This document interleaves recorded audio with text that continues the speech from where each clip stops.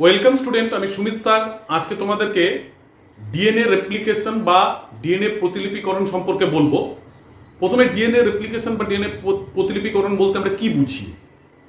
কোষের মধ্যে আমরা জানি যে নিউক্লিয়াস থাকে প্রত্যেক কোষের মধ্যে, এবং সেই নিউক্লিয়াসের মধ্যে নিউক্লিয় জালক থাকে, এবং নিউক্লিয় জালক অ্যাকচুয়ালি ক্রোমোজোম দ্বারা গঠিত।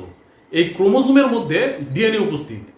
এই ডিএনএ যে জনিত ডিএনএ থেকে যে অপত্য ডিএনএ সৃষ্টি হওয়ার যে পদ্ধতি, সেটা প্রতিলিপি তৈরির মাধ্যমে তৈরি হয়।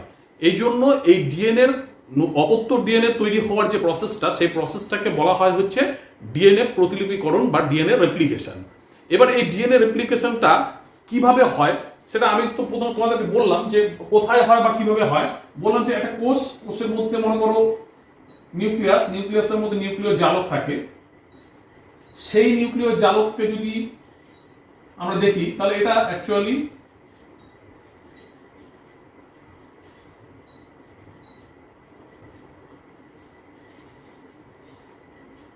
এরকম ক্রোমোজোম দ্বারা গঠিত, এবং প্রত্যেকটা ক্রোমোজোম আবার এর মধ্যে ক্রোমাটিড এবং ক্রোমোনিমা এবং তার মধ্যে নিউক্লিয়েড মডেল, সলিনয়েড মডেল, এই ধরনের বিভিন্ন মডেল থাকে, এবং সেটা অ্যাকচুয়ালি ডিএনএ দ্বারা গঠিত। সেই ডিএনএ কে যদি দেখি তাহলে বিজ্ঞানী ওয়াটসন এবং ক্রিক ডিএনএ কে কিন্তু এরকম ডাবল হেলিক্স স্ট্রাকচার হিসেবে দিয়েছেন,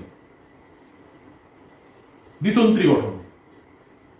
বিজ্ঞানী ওয়াটসন ক্রিক ডিএনএ যে মডেল বা স্ট্রাকচার বর্ণনা করেছেন তাতে ডিএনএ দ্বিতন্ত্রী গঠনের কথা বলেছেন, অর্থাৎ দুটা তন্তু নিয়ে ডিএনএ গঠিত। এই ডিএনএ যে দুটা তন্তু থাকে বা এই যে ডিএনএ, সেই একটা ডিএনএ থেকে কিভাবে আবার দুটো পৃথক অপত্য ডিএনএ তৈরি হচ্ছে, সেই প্রসেসটাই হচ্ছে ডিএনএ প্রতিলিপিকরণ বা ডিএনএ রেপ্লিকেশন। সেই প্রসেস সম্পর্কে আমরা বিস্তারিতভাবে আলোচনা করব। এবার তোমাদেরকে জানতে হবে যে ডিএনএ রেপ্লিকেশনের জন্য বেশ কিছু উপকরণ বা উপাদানের প্রয়োজন হয়ে থাকে। সেই উপাদানগুলো কি কি? যেমন একটা হচ্ছে ডিঅক্সি রাইবো নিউক্লিওটাইড। এটা চার প্রকারের হয়ে থাকে: D adenosine triphosphate, D guanosine triphosphate, D thymine triphosphate, আর ডি সাইটোসিন ট্রাইফসফেট। এই হচ্ছে চার ধরনের ডিঅক্সি রাইবো নিউক্লিওটাইড ব্যবহার হয়ে থাকে। 2 নম্বর হচ্ছে ডিএনএ হেলিকেজ। 3 নম্বর হচ্ছে ডিএনএ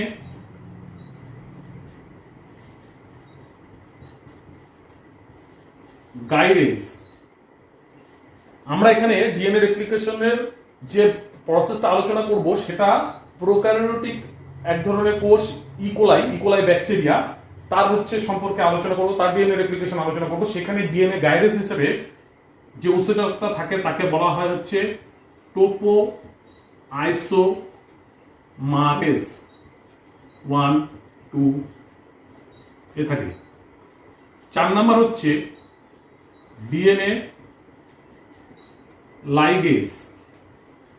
5 নম্বর হচ্ছে এসএসবি প্রোটিন, বা এটাকে বলা হয় হচ্ছে সিঙ্গেল স্ট্র্যান্ড বাইন্ডিং প্রোটিন। আর কি থাকে? আরএনএ প্রাইমার তৈরি হয়, আর সেটাতে সাহায্য করে আরএনএ পলিমারেজ উৎসেচক। তারপরে থাকে ডিএনএ পলিমারেজ উৎসেচক।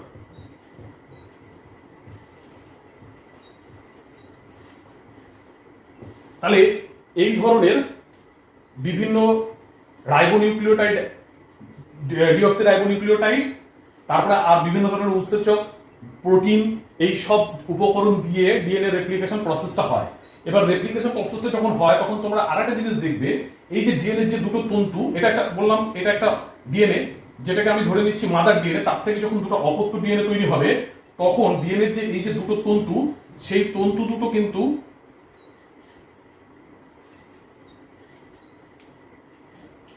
যে অপত্য তন্তুটা তৈরি করবে,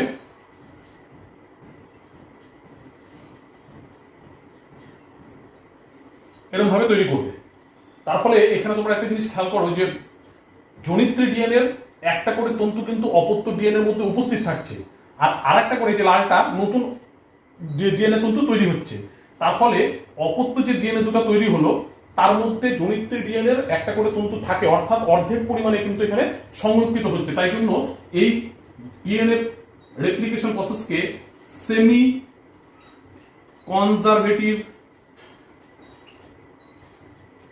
ডিএনএ রেপ্লিকেশন বা অর্ধ সংরক্ষণশীল প্রক্রিয়া বলে থাকে এটাকে। তাহলে হয়ে গেল। এরপরে অ্যাকচুয়ালি ডিএনএ রেপ্লিকেশনটা কিভাবে হচ্ছে সেটা আমরা দেখি।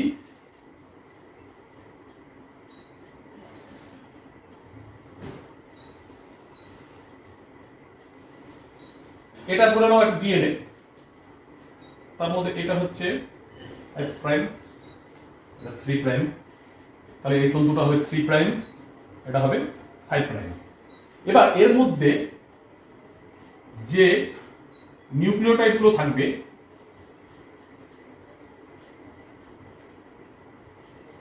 এরকম ভাবে থাকে, হাইড্রোজেন বন্ধন দ্বারা একে অপরের সাথে যুক্ত থাকে। প্রথমে কি হয়, এরা এই যে যেখানে হাইড্রোজেন বন্ধন দ্বারা নিউক্লিওটাইড গুলো যুক্ত থাকে সেখান থেকে রেপ্লিকেশন যেখানে স্টার্ট হয় সেই জায়গাটাকে বলছে অরিজিন অফ রেপ্লিকেশন বা অরিসি। তার মানে এইখানে যদি রেপ্লিকেশন স্টার্ট হয় তাহলে এই জায়গাটাকে বলবে হচ্ছে অরি,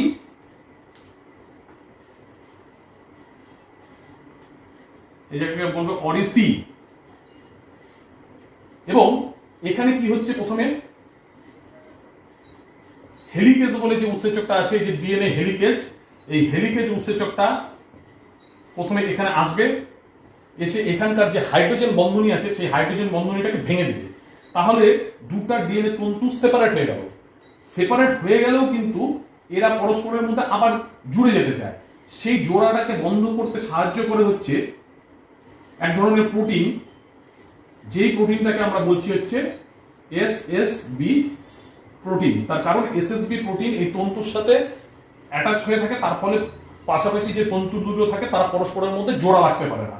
এরপরে এই যে তন্তু দুটোর মধ্যে যে নিউক্লিওটাইডটা ভেঙে যায়, সেই নিউক্লিওটাইডটা ভাঙার পরে ডিএনএ তন্তু দুটো তো নিজেদের মধ্যে কুণ্ডলীকৃত থাকে, তাহলে সেই তন্তু দুটোকে বিচ্ছিন্ন করতে বা তাদেরকে দূরে সরাতে সাহায্য করে যে উৎসেচক, সেই উৎসেচকটাকে বলছে হচ্ছে ডিএনএ গাইডেজ বা টোপোআইসোমারেজ 1,2। এ কি করে, এদেরকে দূরে সরাতে সাহায্য করে। তাহলে এটা হয়ে গেল ডিএনএ গাইডেজ। এরপরে আমরা চলে আসি যে কি হয়, হেলিকেজ এসএসবি প্রোটিন হয়ে গেল। এরপরে এইখানে যে ডিএনএ তন্তু দুটো সেপারেট থাকে এর মধ্যে কিন্তু অটোমেটিকলি ডিঅক্সিরাইবোনিউক্লিওটাইড গুলো এসে এসে যুক্ত হয়ে যেতে পারে না। কিভাবে যুক্ত হবে, প্রথমে কি হয়, বেশ কয়েকটা রাইবোনিউক্লিওটাইড অ্যাসিড পরস্পর আরএনএ পলিমারেজ এই উৎসেচক দ্বারা নিজেদের মধ্যে যুক্ত হয়, যুক্ত হয়ে ছোট ছোট আরএনএ প্রাইমার গঠন করে। এবার এই আরএনএ প্রাইমার গুলো এসে এখানে যুক্ত হতে থাকে। এবার যখন আরএনএ প্রাইমার গুলো যুক্ত হয় তখন এই যে একটা তন্তু, যে তন্তুটার মধ্যে 3 প্রাইম থেকে 5 প্রাইম এই অভিমুখে আছে, সেখানে সংশ্লেষটা হচ্ছে 5 প্রাইম থেকে 3 প্রাইম অভিমুখে, সেখানে যে ডিএনএ তন্তুটা তৈরি হয় এটা টেমপ্লেট হিসেবে ব্যবহৃত হচ্ছে।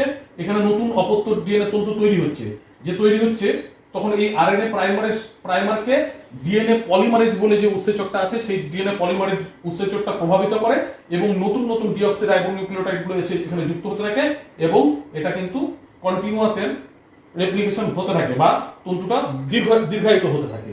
তাহলে এই যে তন্তুটা দীর্ঘায়িত হচ্ছে, এই তন্তুটা কিন্তু ডাইরেক্ট কন্টিনিউয়াসলি দীর্ঘায়িত হচ্ছে। কিন্তু অপরদিকে আরেকটা যে তন্তু থাকে যেখানে 3 প্রাইম থেকে 5 প্রাইম তন্তুটা যেটা থাকে তার মধ্যে ডিএনএ খণ্ডগুলো যে তৈরি হয় সেই খণ্ডগুলো কিন্তু কন্টিনিউয়াস ভাবে তৈরি হয় না, এরকম খণ্ড খণ্ড ভাবে আলাদা আলাদা আরএনএ প্রাইমার এখানে একটা এখানে একটা এখানে একটা যুক্ত হচ্ছে এবং তারপরে ডিএনএ পলিমারেজ উৎসেচকটা এখানে আলাদা আলাদা খণ্ড খণ্ড ডিএনএ তন্তু তৈরি করছে।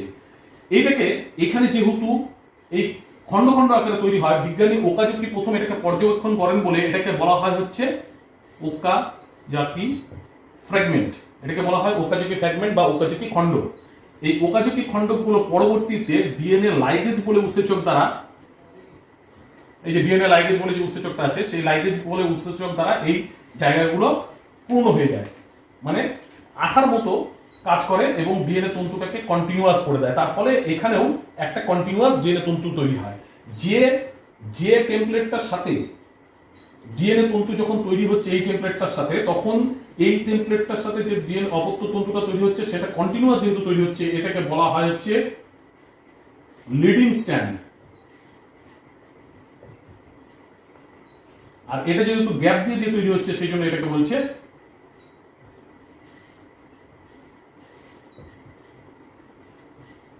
Lagging strand. তাহলে লিডিং স্ট্র্যান্ড এবং ল্যাগিং স্ট্র্যান্ড হয়ে গেল। এবার আমরা আরেকটা জিনিস আমি বলছি যে এই যে ডিএনএ রেপ্লিকেশন যে হচ্ছে, সেই রেপ্লিকেশনের ক্ষেত্রে, এটা আমি তো ইকোলাই ব্যাকটেরিয়ার ক্ষেত্রে বলছি, সেখানে কিন্তু নিউক্লিয় পদার্থটা বা নিউক্লিয় জালকটা এই গোল করে থাকে। কারণ হচ্ছে আমরা জানি এটা নিউক্লিয়, এই ধরনের নিউক্লিয়াসকে নিউক্লিয়য়েড বলে, চক্রাকার ডিএনএ থাকে এখানে। তার ফলে এখানে একটা জায়গা থেকে যদি ডিএনএ রেপ্লিকেশন স্টার্ট হয়, তাহলে এই রেপ্লিকেশনটা চলতে চলতে ঠিক অপর প্রান্তে এসে রেপ্লিকেশনটা কিন্তু সমাপ্ত হয়ে যাবে, কারণ ডিএনএ তন্তুটা ওখানে সমাপ্ত হয়ে যাচ্ছে। এই যে যেখানটা রেপ্লিকেশনটা সমাপ্ত হয় সেখানে সেই স্থানটাকে টার্মিনেশন স্থান বলে এবং এইটা টার্মিনেশন A to F বলে। এবং এখানটায় টাস জিন বলে একটা জিন থাকে যে এই রেপ্লিকেশন প্রসেসটাকে সমাপ্ত করতে বা শেষ করতে সাহায্য করে। তাহলে পরে এইভাবে একটা ডিএনএ থেকে তার যে দুটো তন্তু তারা পৃথক পৃথক ভাবে টেমপ্লেট হিসেবে ব্যবহৃত হয়ে প্রত্যেকটা টেমপ্লেটের উপরে নতুন করে একটা অপত্য ডিএনএ তন্তু তৈরি হয় এবং দুটো সেপারেট ডিএনএ গঠিত হয়। এইভাবে জনিত ডিএনএ থেকে অপত্য ডিএনএ তৈরি হওয়ার যে প্রসেসটা, তাকে আমরা বলছি হচ্ছে ডিএনএ রেপ্লিকেশন। এই প্রসেসটা সম্পর্কে আমরা বিস্তারিতভাবে আলোচনা করলাম। আশা করি তোমাদের এটা একটা সম্যক ধারণা তৈরি হলো। আজকে ডিএনএ রেপ্লিকেশন এই পর্যন্ত।